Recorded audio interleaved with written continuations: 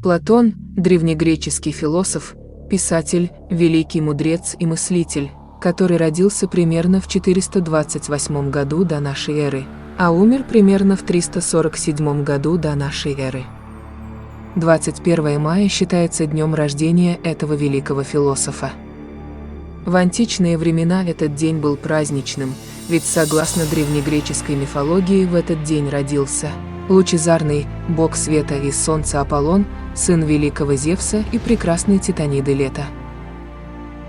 Настоящее имя Платона – Аристокл, что на древнегреческом буквально означает «наилучшая слава». Прозвище же Платон с древнегреческого переводится как «широкий», «широкоплечий». Считается, что так назвал Аристокла его учитель гимнастики, известный борец Аристон за крепкое телосложение Платона. Также существуют свидетельства, утверждающие, что Платон был не только сильным человеком, обладающим крепким телосложением, но также являлся ни много ни мало олимпийским чемпионом по панкратиону, древнему виду единоборства, сочетающему в себе элементы борьбы и кулачного боя. Платон, так же как и Сократ, был рожден в Афинах, но в отличие от великого Сократа, рожденного в простой семье, Платон родился в богатой семье, имевшей аристократическое происхождение. Платон также известен нам, как ученик великого древнегреческого философа Сократа. В свою очередь он являлся учителем великого ученого, Аристотеля. А Аристотеля, помимо всего прочего, мы знаем как воспитателя прославленного в истории великого завоевателя Александра Македонского. История гласит, что Платон обладал массой талантов и был очень разносторонне развитым человеком. Платон с молодых лет постоянно усердно учился, много путешествовал, а после преподавал.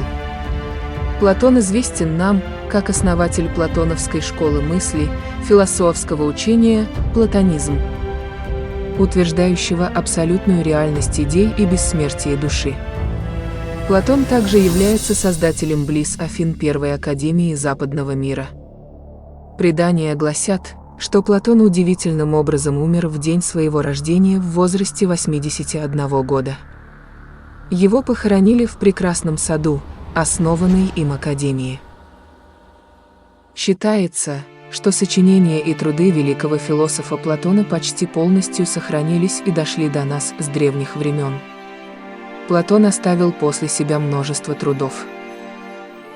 Считается, что основными его произведениями являются «Апология Сократа», «Критон», «Евтифрон», «Лахет», «Лисит», «Хармит», «Протагор», «Горгий», «Минон», «Эфтидем», «Кратил», «Гиппий Меньший», «Ион», «Гиппий Больший», Мениксин, Федон, Пир, Федор, Теетет, Парменид, Софист, Политик, Филипп, Тимей, Критий, 10 книг о государстве, 12 книг о законодательстве и произведении «Послезаконие». С античных времен Платон также оставил после себя и множество великих цитат и изречений. Вот некоторые из них. Мышление – это язык, который душа ведет с собой. Книга не мой учитель. Человек, который делает все, что ведет к счастью, зависящим от себя, а не от других людей, принял по-настоящему лучший план для счастливой жизни. Это человек умеренный, мужественный и мудрый. Бог в нас самих. Сколько рабов, столько врагов. Те, кто достаточно умен, чтобы не лезть в политику, наказываются тем, что ими правят люди глупее их самих. Бояться смерти – это не что иное, как приписывать себе мудрость, которой не обладаешь, то есть возомнить, будто знаешь то, чего не знаешь. Ведь никто не знает ни того, что такое смерть, ни даже того, не есть ли она для человека величайшая из благ, между тем ее боятся, словно знают, наверное, что она величайшая из зол. Но не самое ли позорное невежество воображать, будто знаешь то, чего не знаешь? Смерть – это не самое худшее, что может произойти с человеком. Любимое часто ослепляет любящего. В своих бедствиях люди склонны винить судьбу, богов и все что угодно, но только не самих себя. Основа всякой мудрости есть терпение. Каждый из нас – это половинка человека, рассеченного на две части. И поэтому каждый всегда ищет соответствующую ему половину. Поэтому любовь – это жажда цельности и стремление к ней. Гимнастика есть целительная часть медицины.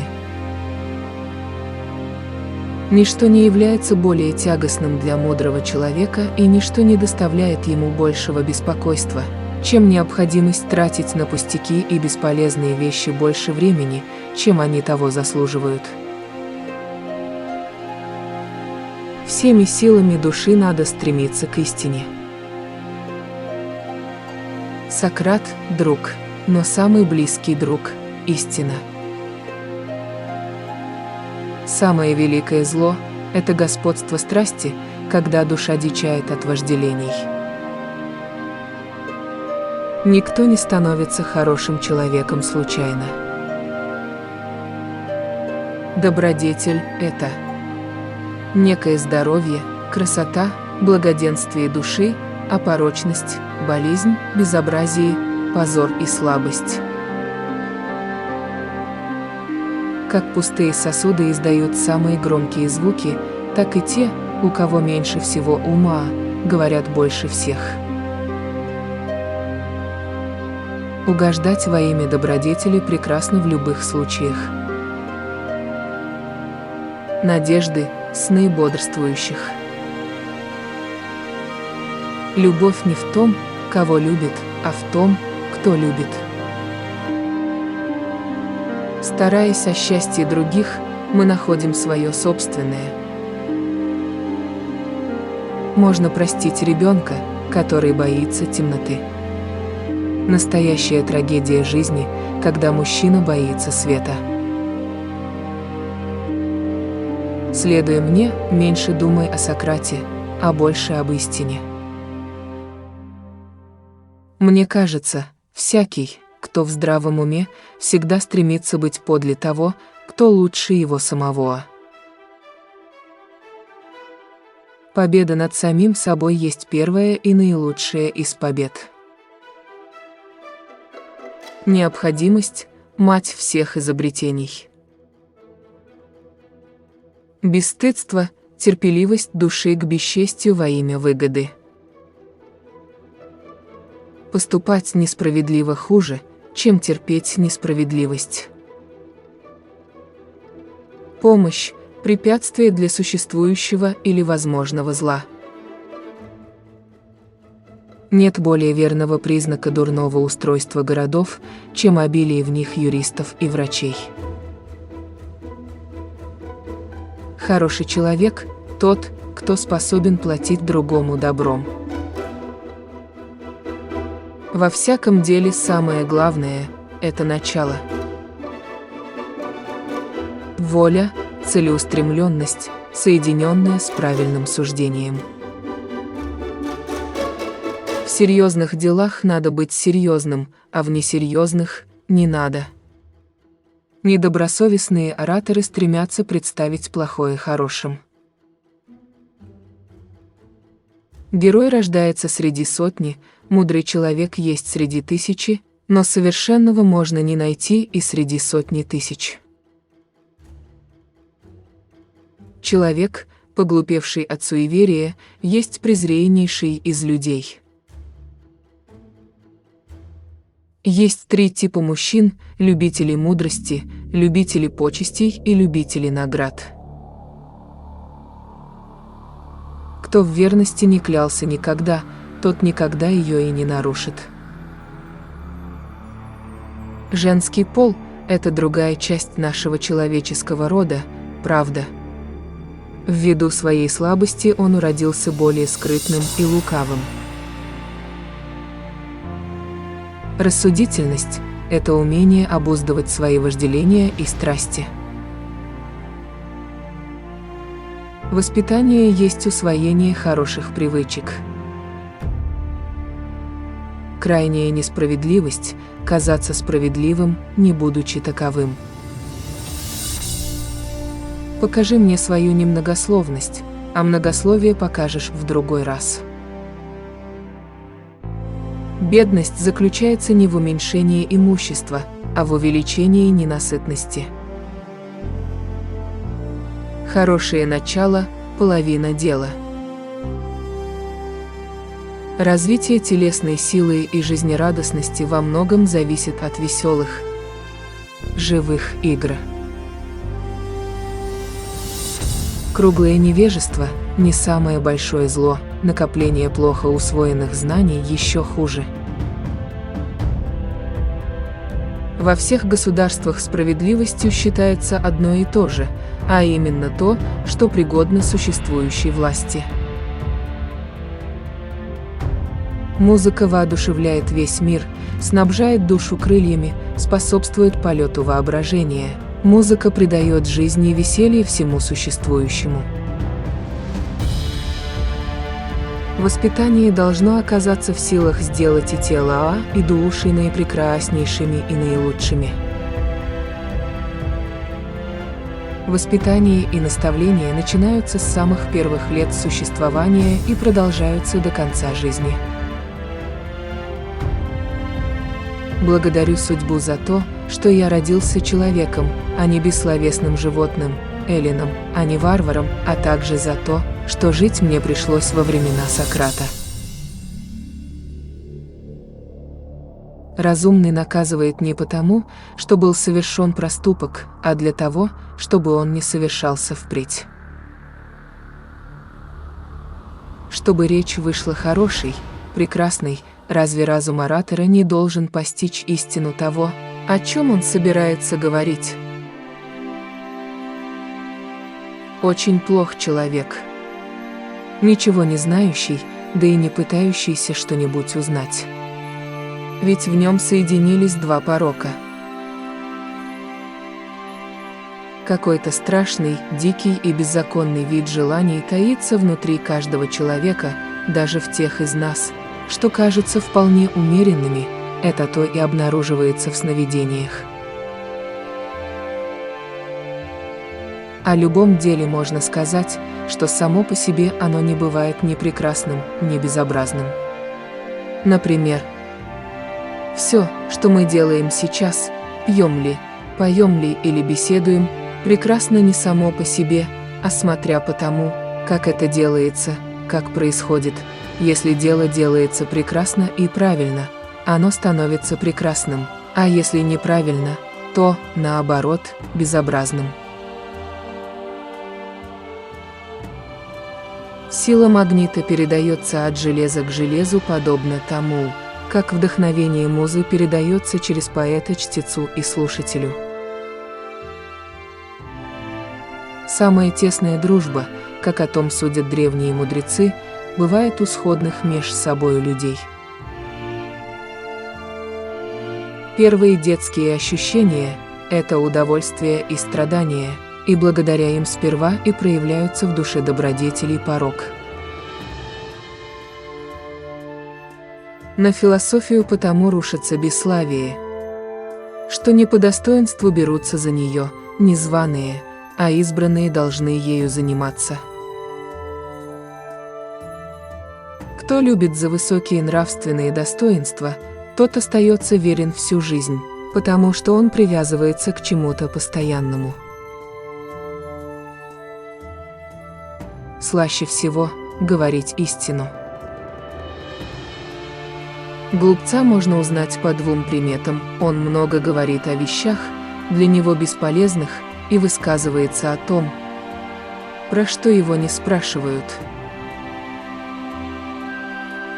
Время – движущееся подобие вечности.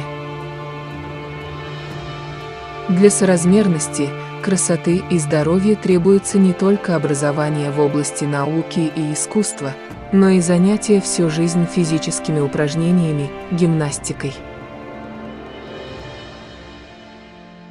В государствах заключены два враждебных между собой государства. Одно – бедняков, другое – богачей, и в каждом из них опять-таки множество государств. Война – главный источник частных и общественных бед, когда она ведется.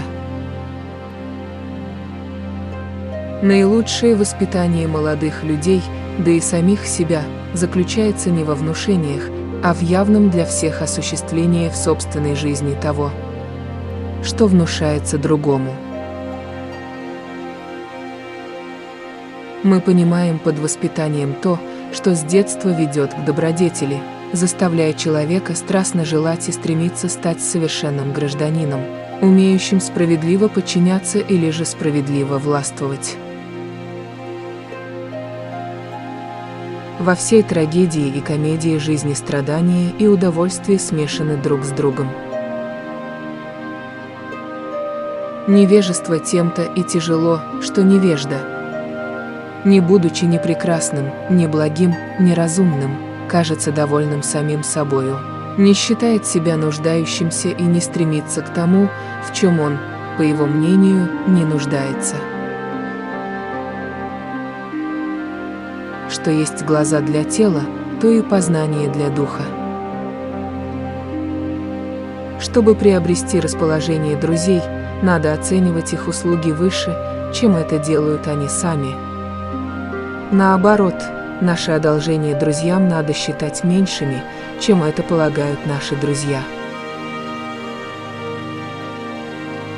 Пока в государствах не будут царствовать философы, либо нынешние цари и владыки не станут благородно и основательно философствовать, и это не сольется воедино, государственная власть и философия, до тех пор государством не избавиться от зол. Ни на приданное, ни на знатность, ни на красоту свою следует полагаться жене, а на то, чем по-настоящему можно привязать к себе мужа, на любезность, добронравие и уступчивость, и качества эти проявлять каждодневно не через силу, как бы нехотя, но с готовностью, радостно и охотно. Каким же будет воспитание? Впрочем, трудно найти лучше того, которое найдено с самых давнишних времен. Для тела – это гимнастическое воспитание, а для души – мусическое.